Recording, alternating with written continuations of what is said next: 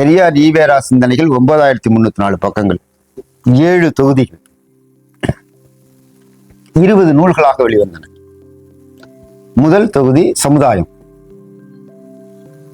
இது 5 நூல்களாக வெளிவந்தன. இரண்டாவது தொகுதி இயக்கங்கள், அது 4 நூல்களாக வெளிவந்தன. மூன்றாவது தொகுதி அரசியல், அது 6 நூல்களாக வெளிவந்தன. நான்காவது தொகுதி மதமும் கடவுளும், அது 2 தொகுதிகளாக வெளிவந்தன.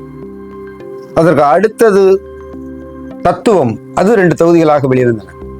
அடுத்தது கிளர்ச்சிகளும் செய்திகளும், அது 2 தொகுதிகளாக வெளிவந்தன. ஆங்கிலம் ஒரு நூல், 2 நூல்களாக வெளிவந்தன. தொகுதிகள் நூல்கள். இந்த 20 நூல்கள்ல 9304 பக்கத்துல கடவுளும் மதமும் கடவுளும் வெறும் 800 பக்கங்கள் தான். அந்த பகுப்புக்குள்ள அவர் கடவுளை பத்தி மதத்தை பத்தி நேரடியா என்ன பேசியிருக்காரு அப்படின்னா, அந்த 9304 பக்கத்துல வெறும் 800 பக்கங்கள் தான் கடவுளும் மதமும்.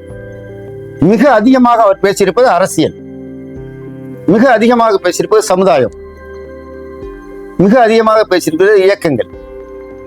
என்ன நிகழ்ந்திருக்க வேண்டும்? பெரியார் என்றால் ஒரு சமூக சீர்திருத்தவாதி, ஹீஸ் எ சோசியல் ரீஃபார்மர், அப்படி சொல்லி இருந்திருக்கணும். இந்த சமூகம் அப்படி உணர்ந்திருக்கணும்.